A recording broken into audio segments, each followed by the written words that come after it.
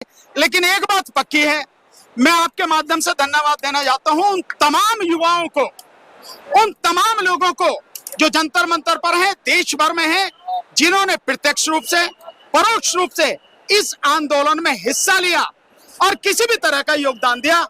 वो सब बधाई के पात्र हैं, धन्यवाद के पात्र हैं। लेकिन ये बहुत छोटी सी लड़ाई है। एक छोटी सी ताली हो जाए बच्चों के लिए। अभी ये मच्छर का ही सिपा आया हाथ में, मच्छर का। अभी बड़ी लड़ाई बाकी है। ये जो मगरमच्छ बैठे हैं ना, घड़ियाल बैठे हैं, लुटेरे और डकैत बैठे हैं, जो राम मंदिर का भी जो मतलब चंदा उसे भी लूट जामे, चढ़ावे को लूट जामे। अब इन घड़ियालों को जो है सत्ता से हटाना जरूरी है, तभी आपकी लड़ाई मुकम्मल होगी। एक गया है, दूसरा भी ऐसा ही आवेगा जैसा ये गया है। क्यों?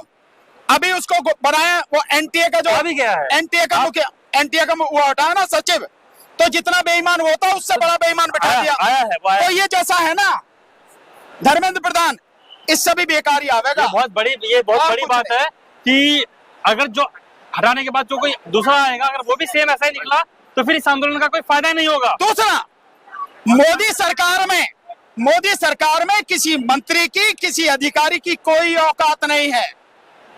अगर कुछ भी है तो मोदी ही है। अगर मोदी और शाह इस सत्ता में बने रहते हैं तो हमारी समस्याएं, देश की समस्याएं, जेएनजी की समस्याएं खत्म नहीं होंगी। मैं एक उदाहरण देकर समझाता हूं। अगर कैंसर की बीमारी है और बुखार भी आपको हो रहा है, पेट दर्द भी हो रहा है, तो इलाज काहे का करोगे? कैंसर का क्या पेट दर्द का? अगर कैंसर का इलाज करोगे तो पेट दर्द का और बुखार का अपने आप इलाज हो जाएगा। अगर बुखार का इलाज करोगे तो कैंसर जो की तू रहेगा और लेके बैठेगा आपको। ये ध्यान रखना। ये बहुत बड़ी सटायर भी है और बहुत बड़ा व्यंग भी है सत्ता के ऊपर कि जो अभी कैंसर ठीक करना जरूरी है बजाय कि बुखार और बिल्कुल पेट दर्द। आप कुछ कहना चाहिए? जैन जी ने अभी अंगड़ाई ली है, लड़ाई तो अभी बाकी है। आज तक युवा वर्ग को अपने वोट का अधिकार का नहीं पता था, आज उनको पता चल गया है किस पार्टी को वोट देना चाहिए, कैसे नेता को वोट देना चाहिए। तानाशाह सरकार कभी, जैन जी पूरे भारत में इस आंदोलन से आपने देख भी लिया। ये मोदी जो कहता था मैं कभी नहीं झुकूंगा, इनके मंत्री, रक्षा मंत्री कहते थे इस सरकार में इस्तीफे नहीं दिए जाते। जेपी आंदोलन की मूवमेंट के बाद भारतवर्ष का ये सबसे बड़ा आंदोलन है। 1 महीने के अंदर किसान आंदोलन भी इतना लंबा चला था, इसने 1 महीने के अंदर जिस सरकार को घुटनों पे ला दिया, तो आज ये जैन जी पूरे भारतवर्ष में जागरूक हो गई है। इनको भी पता चल गया है पूर्ण सत्ता कभी किसी को नहीं देनी चाहिए, टुकड़ों में देनी चाहिए, ताकि कोई भी मूवमेंट है। अभिषेक दीपके ने भी एक बड़ी बात कही कि अगर आज हम जीते भी हैं तो मुझे इतना मत चढ़ाओ कि मैं राजा की तरह बिहेव करूं, क्योंकि अभी जो आज के दिन सरकार का जो एक फजलफा बन गया है कि मेरे अलावा कोई कुछ नहीं है, मैंने जो बोल दिया वही आखिरी है। तो क्या ये चीज दीपके जी ने सही बोली कि कोई जीतता भी है तो उसको इतना मत चढ़ाओ कि वो नीचे ना उतर पाए? ये तो अच्छी बात है, लेकिन ये जैन जी ऐसे नहीं है। ये जब मोदी को घुटनों पे ला सके हैं तो दीपके या कोई और तो उसको तो मतलब उसकी हस्ती क्या है। लेकिन दीपके का कहना सही है और हम लोगों को भी किसी व्यक्ति विशेष को इतना महत्व नहीं देना चाहिए। हमें देना चाहिए विचारों को, हमें देना चाहिए कार्यों को और हमें देना चाहिए मुद्दों को महत्व। अगर हम ये देंगे तभी अच्छा है। मैं इसको समझाता हूं आपको।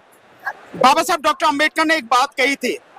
उन्होंने कहा था कि देखो, मैं एक साधारण व्यक्ति हूं, मुझे भगवान मत बना देना। अगर मुझे भगवान बना दोगे तो अपनी भलाई के लिए, अपनी तरक्की के लिए जो काम तुम्हें करना है उसे करना छोड़ दोगे और इससे कोई लाभ नहीं होगा। ये बहुत बड़ी बात है। तो आप इंसान की, व्यक्ति की पूजा न करें, आप विचारों की पूजा करें, विचारों पे चलें और लोगों के कर्म जो हैं उनको महत्व दें। जो मुद्दे हैं उन पे काम करें, तभी होगा। यह व्यक्ति पूजा ही ना सबसे बड़ी दिक्कत होगी। ये मोदी की जो मतलब अहंकार है ना, ये इसीलिए, वैसे वो नॉन बायोलॉजिकल अपने आप ही कहता फिर जो मन में आवे वो अपने आप कह दे, पर ये उसका जो है इसीलिए दिमाग जो है मतलब 7वें आसमान पे है। हर कोई उसे भगवान मान रहा, हर कोई मान रहा कि मोदी नहीं तो कौन। अबे मोदी की जगह तो आप किसी बिल्ली को, किसी बकरे को, किसी को बिठा दोगे, वो ज्यादा बढ़िया राज कर लेगा। क्या काम करता है भाई वो? एक अनपढ़ आदमी क्या काम कर सकता है? यहाँ किसी भी बच्चे को, किसी भी व्यक्ति को आप सत्ता की कुर्सी पर बैठा दो, उससे बेहतर शासन चला के दिखा देगा, लेकिन हमें उसे भगवान बना दिया, इसलिए ये स्थिति हो रही है। तो ये भी एक बड़ी बात है कि मोदी जी को भी वीडियो प्रेस कॉन्फ्रेंस करती रहना चाहिए कि सवालों का जवाब दे, और सवालों का जवाब पिछले 10 सालों से लगभग मांगा जा रहा है, बट कोई सवाल का जवाब नहीं। बस जस्ट आज भी कल भी जो हमने देखा इंस्टाग्राम पे छोटी सी वीडियो अपलोड हो जाती है, उसके अलावा कुछ वीडियो कॉन्फ्रेंस करके या फिर प्रेस कॉन्फ्रेंस करके उसका जवाब नहीं दिया जाता। मैं जैन जी को धन्यवाद देना चाहता हूं कि इस देश के प्रधानमंत्री को इंस्टाग्राम पे वीडियो बना के डालना सिखा दिया उन्होंने।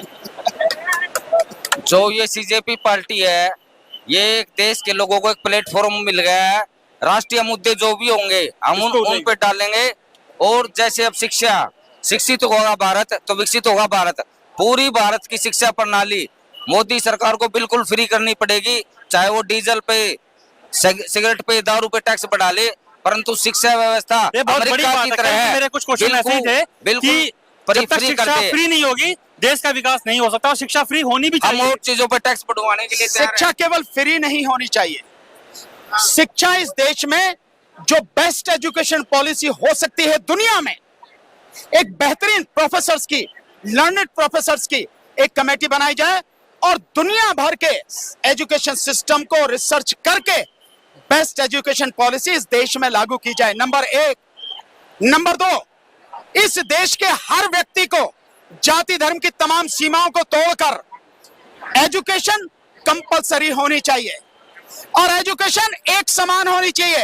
राजधानी में कोई बच्चा पढ़े, वैसी ही एजुकेशन कहीं दूर दराज झोपड़ी में पढ़ रहा हो, वो होना चाहिए, और एजुकेशन फ्री होनी चाहिए। और साथ में एजुकेशन का जो बाकी सिलेबस और सिस्टम है उसमें भी चेंज होना चाहिए, और कम से कम एक चेंज ये होना चाहिए, हमारे बच्चे जो हैं, लड़कियां हो या लड़के हो, 5वीं क्लास से ही मार्शल आर्ट सिखाओ, हमारी बच्चियां अपने आप को खुद सुरक्षित कर सकें, ऐसी वो ट्रेनिंग उनको मिलनी चाहिए। वो किसी के भरोसे ना रहे, अगर 10-20 लोग आके झेलें, कोई उनको साथ बदतमीजी करे, उन्हें ठोक पीट के वहीं सीधी कर दे, ये एजुकेशन होनी चाहिए हमारे देश में। तो एजुकेशन सिस्टम बेहतर बनाना पड़ेगा। और जो अभी तक 1,40,00,000 करोड़ जो बजट है सालाना का, उस बजट को बढ़ाकर सीधा 10 लाख करोड़ करो, एजुकेशन है, तभी हम विश्व गुरु बनेंगे।